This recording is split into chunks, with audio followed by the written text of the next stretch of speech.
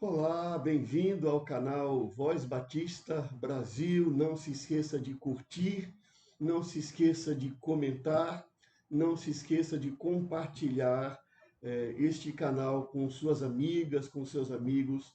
Para nós isso é muito importante e faça esse vídeo chegar nos grupos de WhatsApp do qual você participa, da sua igreja, enfim, para que pessoas em geral tomem conhecimento de realidades que elas não percebem, mas são realidades que fazem a vida batista acontecer também. E nessa manhã, eu gostaria de me dirigir de maneira muito objetiva para nossos amigos, nossos colegas de ministério. Meu colega de ministério, meu pastor. Sou pastor há mais de 41 anos, mais de 40 anos de idade. Já fui presidente de ordem dos pastores de uma seção de ordem de pastores, estou em dia com a ordem dos pastores, tenho frequentado na medida do possível as atividades da ordem nos últimos meses e talvez pouco mais de um ano, participando menos por razões diferentes que não vêm ao caso aqui, pelo menos não nessa ocasião, mas eu gostaria de compartilhar, pensando agora no meu colega de ministério, que é pastor. Você que, como eu, provavelmente um dia sentiu uma pulsão ministerial, ou que a gente usa dizer um chamado ministerial, alguma coisa que vem de dentro para fora, que nem sempre você tem uma explicação adequada para o que está acontecendo, mas é aquele sentimento que empurra você numa direção. E no nosso caso, eles nos empurra numa direção de pregar o evangelho, de compartilhar a vida de Jesus, compartilhar os ensinos de Jesus, fruto da nossa história religiosa, fruto da nossa experiência.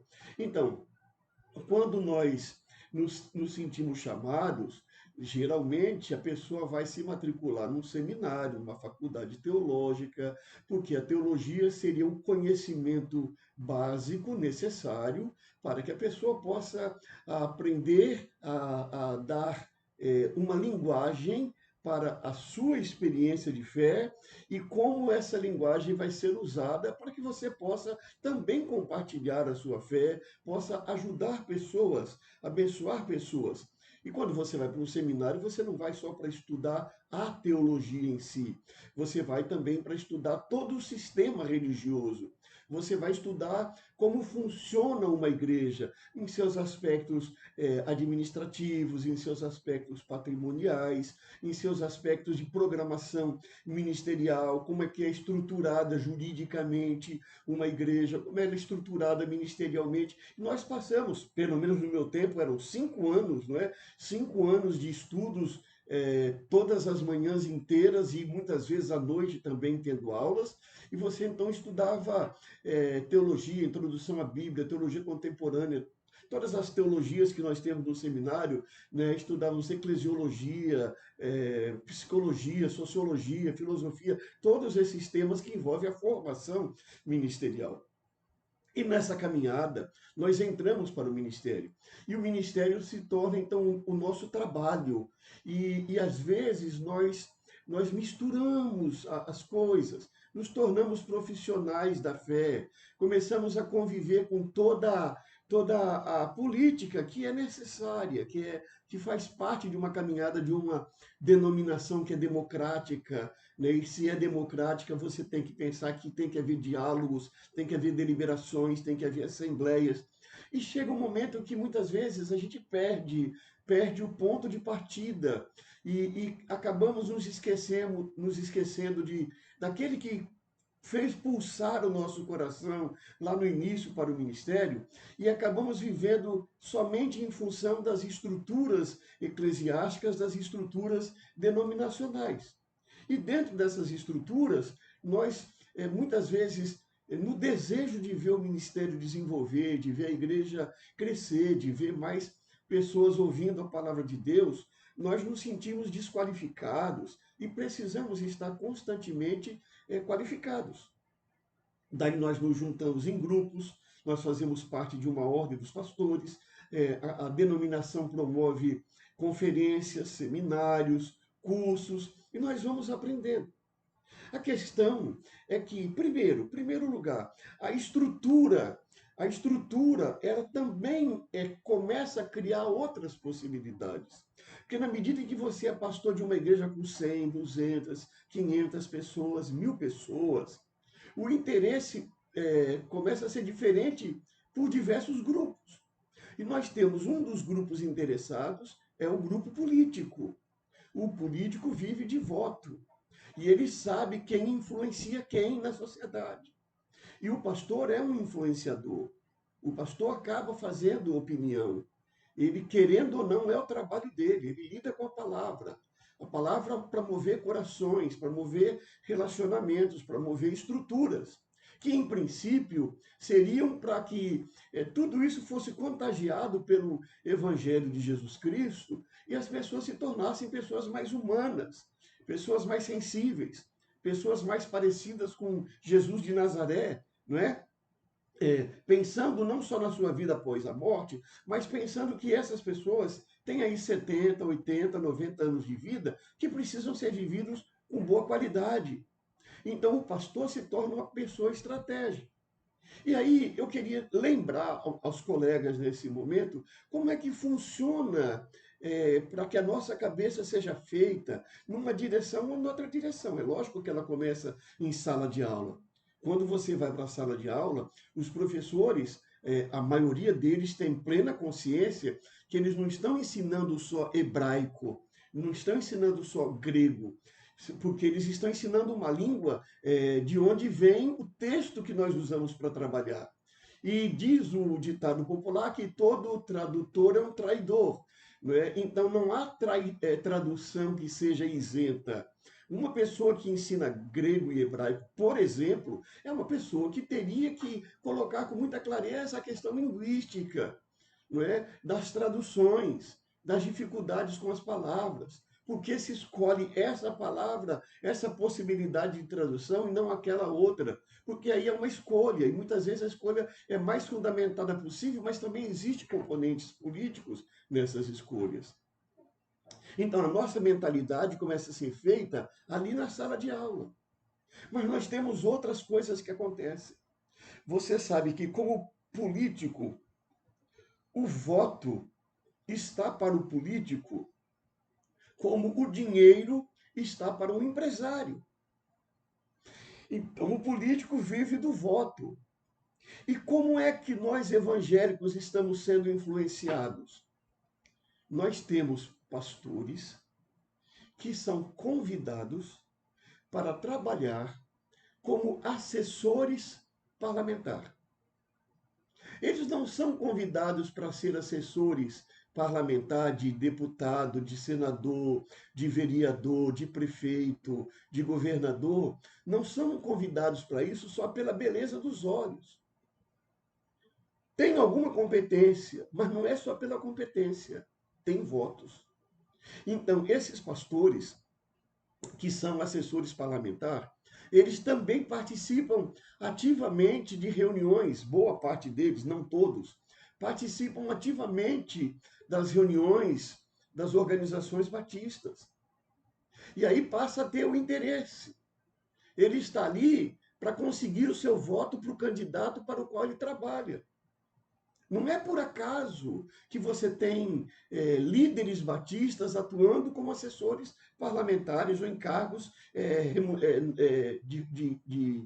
como é que a gente chama? Cargos de comissão com políticos. Não é por acaso.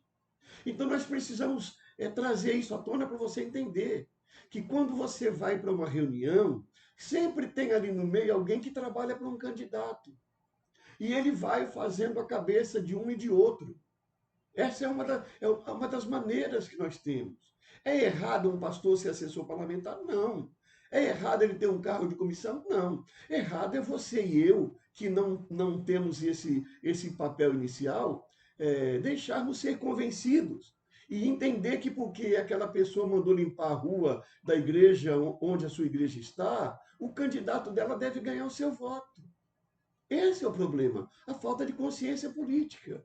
É de você não entender que o político ele existe, em tese, para representar as necessidades da população e transformar essas necessidades em estruturas jurídicas, legais, em meios operacionais que façam com que a cidade seja melhor para todos, o Estado seja melhor para todos e o país seja melhor para todos. E não apenas para que ele tenha o seu voto a cada ano eleitoral, e depois você tem algumas pequenas migalhas que caem na mesa e você se compromete com ele. Então, tudo isso que está acontecendo no Brasil nesse momento não é por acaso. É porque nós simplesmente entregamos a nossa alma aos políticos. Percebe? Então, nós temos os assessores parlamentares, nós temos a ideologia que vem no ensino dentro da sala de aula, no seminário, nós temos as conferências. Todo pastor quer se qualificar melhor. Então, aí aparece na denominação alguém oferecendo um curso para desenvolvimento de liderança ministerial. Aí você vai participar. Agora existem mecanismos dentro dos batistas que estão trabalhando apenas com jovens pastores. Percebe? Cursos para jovens pastores. Por que jovens pastores? Porque esses jovens estão saindo dos seminários, seminários que acabaram com o senso crítico, seminários que agora formam cabeça, seminários nos quais os alunos que estudam, eles apenas fazem parte de uma engrenagem estratégica. Educação com uma finalidade de instrumentalização. Então, além do seminário, aí agora existem cursos oferecidos, e as pessoas que estão oferecendo esses cursos são pessoas claramente comprometidas com a extrema-direita da Convenção Batista do Sul dos Estados Unidos. Livros dessa convenção, autores dessa convenção, preletores dessa convenção, dinheiro desta convenção para construir estruturas de sala de aula, em acampamentos. As estruturas são montadas. Não é você que vai receber uma formação nesses cursos. Não pense que as pessoas apenas estão sendo generosas com você, querendo lhe dar formação. Essas pessoas estão instrumentalizadas. São os Zaqueus da denominação batista, os Zaqueus antes da conversão. Pessoas que ganham dinheiro para estar a serviço do que está imperando. E aí você vai para lá com toda a sua ingenuidade fazer esse curso sem juízo crítico. E sai de lá achando que a verdade do evangelho é a ideologia política que aquelas pessoas que estão oferecendo o curso defendem. Eu estava vendo ontem propaganda feita pelo atual presidente da convenção e um dos ex-presidentes da Convenção Batista Brasileira sobre um curso de formação de equipes para lideranças. E esses cursos são preparados por empresários. São pessoas que vão dar uma aula com uma ideologia, a ideologia empresarial. E deixa eu abrir um parênteses aqui. Eu já pastoreei igrejas de classe média alta, com empresários. E você tem alguns tipos de empresário. Você tem aquela pessoa que usa a fé apenas para ganhar mais dinheiro, ou para abrandar o seu sentimento de culpa. Pessoas que contribuem financeiramente com valores elevados, mas não se converteram àquele texto bíblico que disse: quem roubava não roube mais, antes trabalhe para ajudar quem tem necessidade. Então você tem aquela pessoa que é um empresário, que frequenta a igreja, mas ele não tem sensibilidade social. Ele não trabalha pensando em ajudar. E quando eu falo ajudar, não é assistencialismo, não. Ajudar pessoas a ganharem conhecimento, a aprenderem, a conhecerem a estrutura política do país, ajudar pessoas a superarem a sua condição de vida na sociedade. Então você tem que entender que há empresários que apenas usam o sistema religioso para impregnar de uma ideologia que defenda os seus interesses. O verdadeiro empresário é um trabalhador. É um trabalhador que, em vez de ele ter um salário, o lucro é o salário dele. E ele então trabalha para aumentar o seu lucro. Mas se ele tem consciência de evangelho, ele não ganha um lucro só para si. Ele abençoa também seus trabalhadores, que trabalham com ele, seus cooperadores. E ele abençoa outras pessoas para que essas pessoas tenham educação, para que essas pessoas tenham consciência, para que juntos nós possamos construir uma sociedade melhor. Há empresários com essa consciência. Então nós temos que diferenciar que há pelo menos dois tipos de empresários dentro das nossas igrejas. E há dois tipos de empresário que podem estar financiando eventos da denominação. Quando a denominação começa a focar, hoje, parte da liderança batista, que enfatiza muitos empresários, ela não está enfatizando o empresário porque ele vai se converter ao evangelho e ele vai começar a ter uma visão social, ou seja, uma visão coletiva, uma visão da necessidade do outro. Não. Essas pessoas, elas querem empresários para que as organizações que elas dirijam tenham mais recursos financeiros e essas organizações continuem fazendo apenas o assistencialismo. E quando eu falo apenas, eu não estou diminuindo a importância do assistencialismo, porque o trabalho assistencial é necessário. É bonito o trabalho que a Junta de Missões Nacionais faz com a Cristolândia, mas aquele não é um trabalho social no sentido extremo de transformação social. Aquele é um trabalho de transformação individual. Nós não podemos confundir transformação individual com transformação social. Transformação social é a transformação que mexe nas causas dos problemas sociais para que esse sistema social não reproduza mais. Um trabalho de lidar com dependentes químicos, ele é muito importante, porque ele abençoa a vida de dependentes e nós temos muitas histórias bonitas. Mas se você não procura saber quais são as causas familiares, quais são as causas psicológicas, quais são as causas políticas, quais são as causas jurídicas de nós termos dependentes químicos, você fica enxugando o gelo. É como uma torneira vazando, que você fica passando o pano, torcendo o pano, mas a torneira não é consertada. Está entendendo?